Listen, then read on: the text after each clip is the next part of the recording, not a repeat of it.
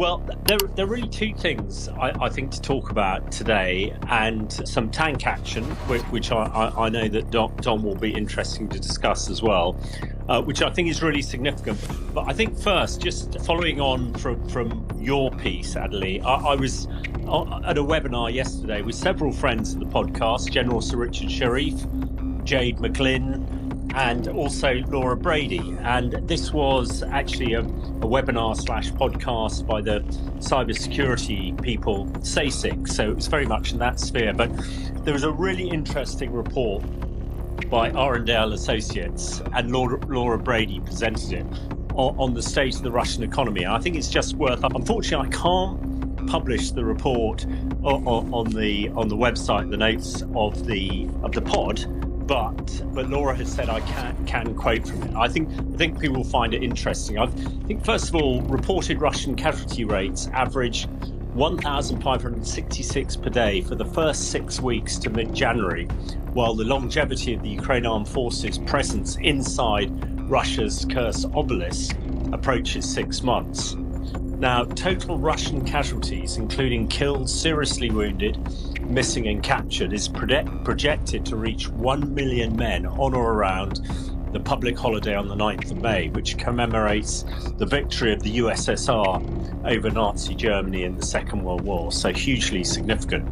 And recruitment of Russian fighters is becoming more and more difficult to sustain and more costly as poor rural areas continue to shoulder the burden of the war dead. And I know yesterday you talked about the North Korean element too here. Moving on to the sort of financial sector, compulsory soft commercial loans to the military industrial complex, believed to be of the approximate size of the total defence budget, is fueling inflation, and political pressure on the central bank of Russia is preventing it from raising interest rates above 21% to what is it thought to require of 23%.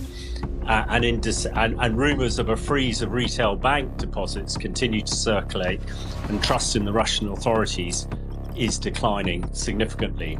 And on to the point that you have just been making, projected income from Russian energy exports looks uncertain due to a combination of Ukraine attacks on the refineries and other petrochemical infrastructure, Ukraine's refusal to extend the gas transit agreement, and the US plans to increase energy exports. And of course, the newly augmented President Trump calling on the OPEC to reduce oil prices could have a really significant effect. So that report to me was really a decent summation of what's happening perhaps in Moscow and the round.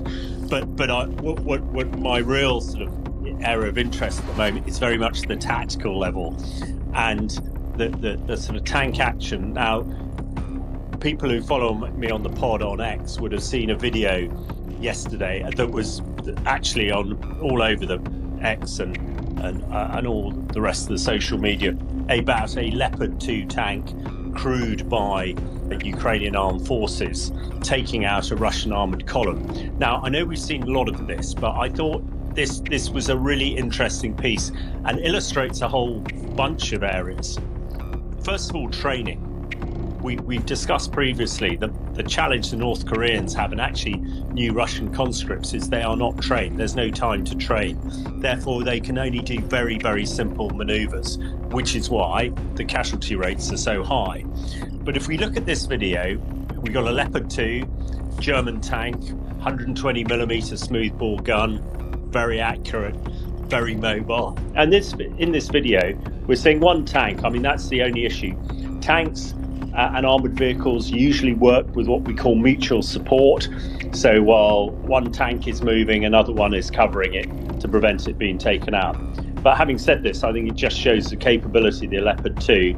It attacks a Russian armoured column.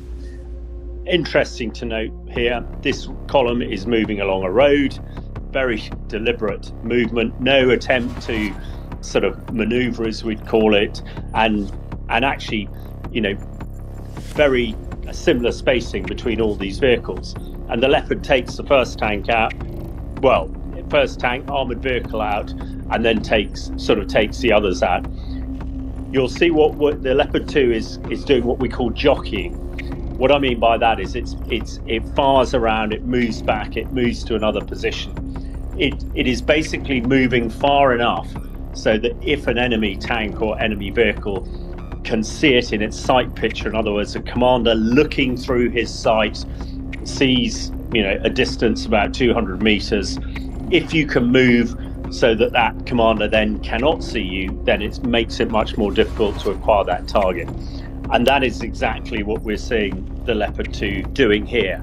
It's also what we describe as producing enfilade fire from a defilade position. Now, to slightly unpack that, when the best way to take out a tank is where the armour is least, and that is basically on the sides and the back. So ideally, you want it to be in a position sort of side on, or in naval parlance, crossing the T, as it were, so that you can fire into the side of that vehicle. And that is pretty much what the Leopard does here. So it is in what we call a defilade position, producing enfilade fire. So that's into the side of it. And I'm sure people have heard old tankies like me and Dom talk about this, but frequently. But that's what we mean. We want to hit it on the side. Although there are also elements where the tank is firing direct, but when it's firing an Russian armored vehicle like a BMP-2 or a BRDM,